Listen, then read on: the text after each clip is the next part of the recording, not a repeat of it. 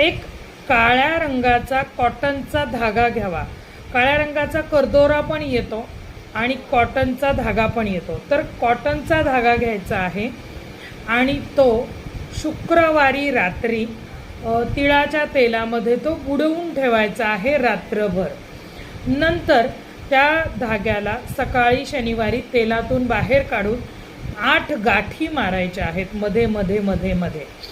आणि तो गाठी मारलेला धागा, घोड्याची नाल जर का तुम्हाला मिळाली कुठे, ओरिजिनल असावी, ओरिजिनल घोड्याची नाल, तर घोड्याच्या नालेला तो धागा बांधायचा आहे आणि शनिवारी रात्रभर तुमच्या डोक्याखाली घेऊन झोपायचं आहे.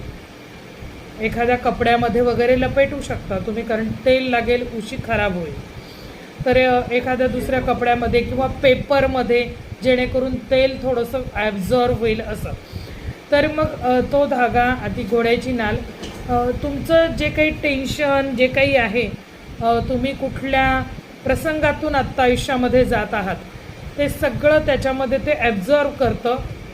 आणि मग दुसऱ्या दिवशी नेऊन तो एखाद्या शमीच्या झाडाच्या खाली म्हणा, पिंपळाच्या झाडाच्या खाली म्हणा, तिथे जाऊन ते जमिनीमध्ये गाडून द्यायचं आहे.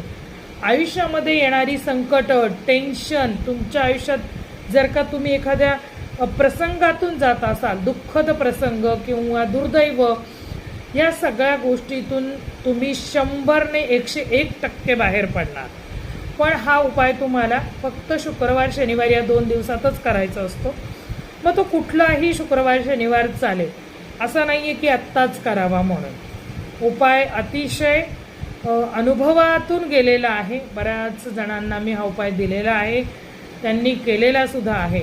तर काहीच हरकत नाही आहे. खर्च फक्त तुम्हाला घोड्याच्या नालेचा आणि 10 रुपयाच्या धागेचा खर्च आहे. जरूर करून बघा, घरगुती उपाय आहे. आणि त्याचप्रमाणे दर शनिवारी पिंपळाच्या झाडाला अर्धं पाणी आणि अर्धं दूध घालून त्यात थोडे काळे तीळ घालावेत आणि जरूर दर शनिवारी पिंपळाच्या झाडाला ते घालून द्यायचं आहे आणि एक तुपाचा दिवा त्या झाडाखाली लावायचा आहे. असा उपाय दर शनिवारी करावा. याने तुमचे नक्कीच दिवस बदलतील, चांगले दिवस येतील. जय भवानी, जय जगदंबा.